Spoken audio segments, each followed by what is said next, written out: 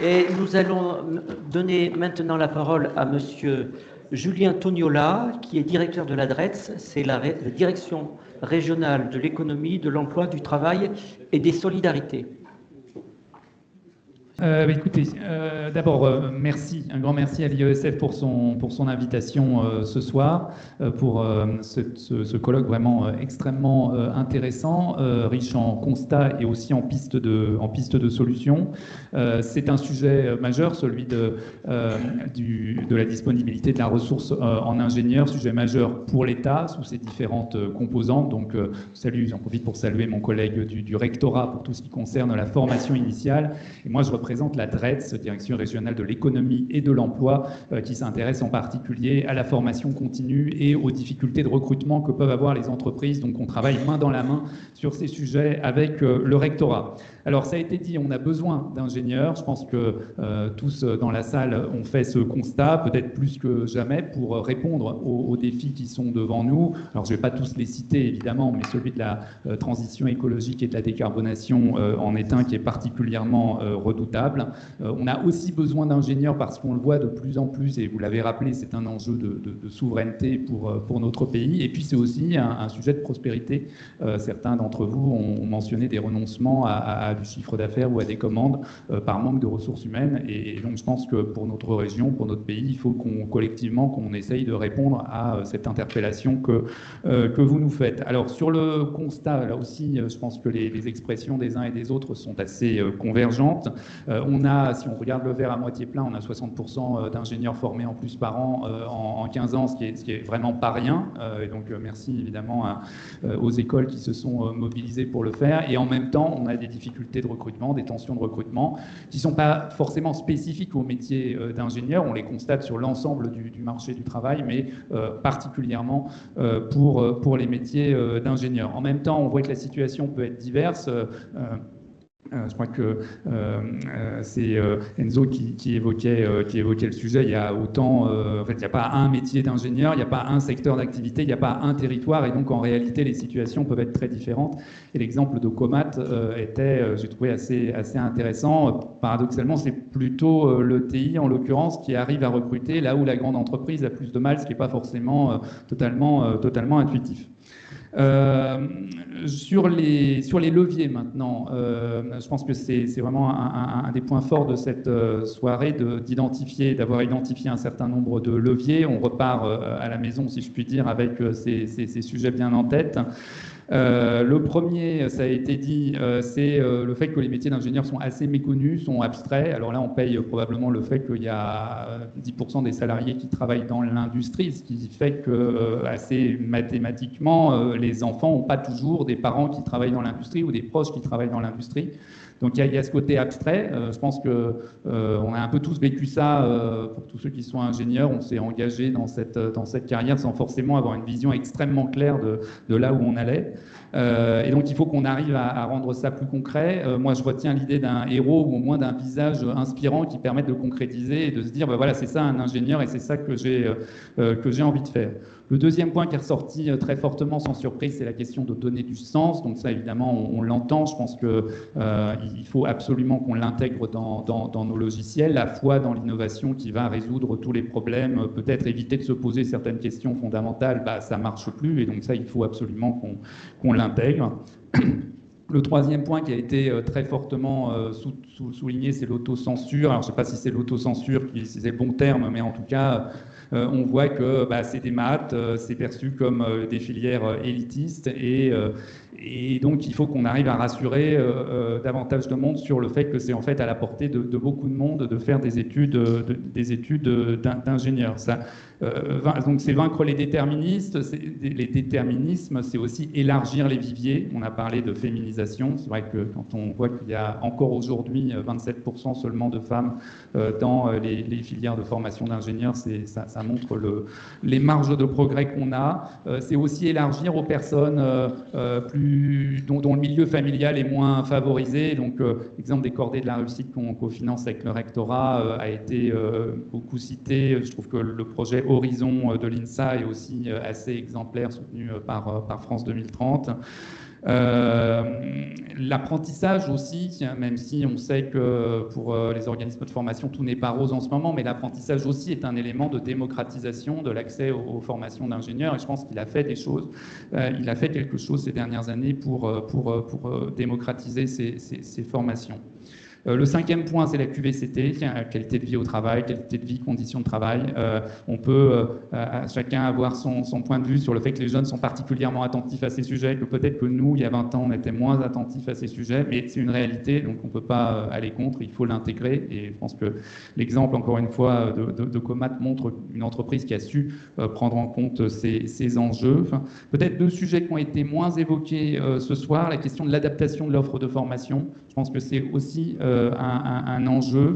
Les métiers d'ingénieur évoluent, c'est une banalité de le dire. On a des nouveaux besoins sur l'hydrogène, on a une géographie industrielle qui évolue aussi, puisqu'on a beaucoup parlé de Toulouse, mais c'est vrai que l'est de la région va être concerné par des mutations importantes, en particulier sur l'éolien en mer, et donc il faut qu'on arrive à doter cette partie de la région de l'offre de formation dont elle a besoin pour accompagner cette transformation industrielle. Donc ça, c'est un enjeu sur lequel on se mobilise avec le rectorat dans le cadre de France 2030.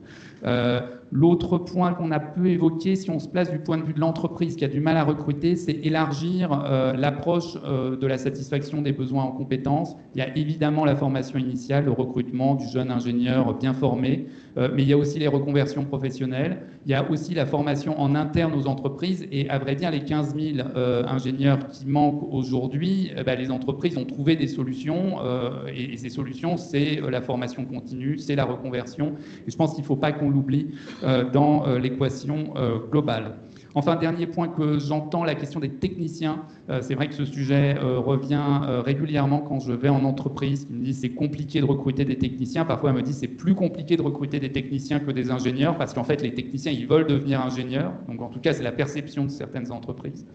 Donc je pense qu'il faut il y a un phénomène de vase communicant possible, et il ne faut pas qu'on oublie cette question. Voilà, je ne serai pas plus long. Encore merci pour cette soirée. On sera évidemment plus qu'intéressé par les suites qui seront données, et pour voir comment, en tant que représentant des pouvoirs publics, on pourra y contribuer si possible. Merci beaucoup. Merci à vous.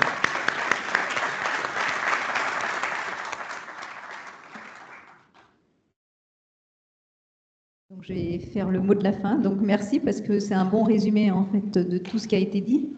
Moi, j'aurais tendance à dire quand même, je vois pas mal de positifs quand même dans la soirée, parce que je me dis quelque part, les entreprises ont conscience de certaines choses et font évoluer les choses pour que les ingénieurs soient attirés par leur entreprise. Moi, je suis en activité et je vois effectivement beaucoup de choses bouger. Peut-être que l'espace-temps n'est pas le même. On a peut-être un petit retard où ça va un peu trop vite. Et du coup, on n'a pas forcément une visibilité. Les jeunes ont besoin de choses, de sens, etc., plus rapidement, peut-être, et que l'entreprise a besoin d'un peu plus, a un peu plus d'inertie pour adapter. Après, je me suis posé la question parce que moi, je suis d'une génération, j'étais d'un milieu, on va dire, pas forcément défavorisé, mais pas du tout dans un milieu d'ingénieur. J'étais fille de boucher et ma mère travaillait au PTT. À l'époque, on n'avait pas on avait l'ascenseur social qui existait sans faire, entre guillemets, d'efforts particuliers. C'est-à-dire que je me pose la question, pourquoi cet ascenseur social ne fonctionne plus? Pourquoi on est revenu en arrière, en fait, alors qu'il n'y a pas de raison particulière. Donc, est-ce que la complexité, peut-être des parcours, est-ce que justement les compétences d'orientation, moi j'ai trouvé très intéressant la notion de compétences d'orientation, parce que même finalement en sortie d'école, les jeunes se posent la question, peut-être même encore de leur orientation. Donc je me dis que la compétence de l'orientation, finalement, effectivement, elle est clé, et elle est clé dès le plus jeune âge, là, donc dans le collège, pour ne pas arriver finalement à 25 ans à se reposer la question de l'orientation et qu'est-ce que je fais là et pourquoi je suis là et qu'est-ce que je vais faire, etc. Après, j'aurais tendance à dire le métier de l'ingénieur, on a la chance de contribuer à la société, à améliorer la société. Donc je pense que tout le monde peut trouver sa voie dans ce métier-là. Et je pense qu'il y a plein de choses à faire, effectivement, qui répondent aux valeurs de la jeunesse aujourd'hui. Tout le monde doit y contribuer, hein, vieux, jeunes, etc. Ça concerne toutes les générations, il ne faut pas se tromper, on est tous concernés. Et je pense qu'on agit, on essaie d'agir en ce sens, quoi. Donc, moi, je trouve, on va quand même, il y a un côté positif parce qu'on va dans ce sens-là. Et l'IA, comme on disait, hein, il y a 2 ans, ChatGPT n'existait pas. Aujourd'hui, il est déployé partout. Tout le monde l'utilise. Moi, je vois des jeunes prendre des mails et répondre sur leurs mails par ChatGPT. Il faut quand même y arriver, hein. Moi, j'ai un jeune dans mon dos, au bureau. Je le regarde, il prend son mail, il le fout sur le ChatGPT interne de l'entreprise pour proposer la réponse au mail, quoi. Là, je me dis, bon, moi, je ne le fais pas perso encore, mais bon, tu vois, il y a quand même des comportements et des changements qui méritent, oui, de s'adapter aussi. Donc, voilà. Donc, bon. Non, mais je pense qu'il y a beaucoup de positivité, je pense qu'il faut continuer. Alors après, je pense que chacun a un morceau du puzzle, un petit peu dans tout ce que j'ai entendu. Je me dis qu'il y a peut-être quelque chose qui n'existe pas, c'est qu'on n'assemble pas le puzzle. Et c'est là où je pense que ce soir, tout l'intérêt de notre exercice, là, c'est d'avoir mis à la fois les institutions, les écoles, le rectorat, même la direction du travail, hein, je trouve que c'est intéressant qu'elle entende tout ça, et les élèves et les entreprises. Et je pense qu'on a tous à travailler ensemble, à assembler. Donc, je n'hésiterai pas à revenir vers vous en tant que présidente IESF, peut-être pour aller un peu plus loin et même plus en détail pour certaines choses, parce qu'à mon avis, ça mérite d'aller plus en détail. Voilà.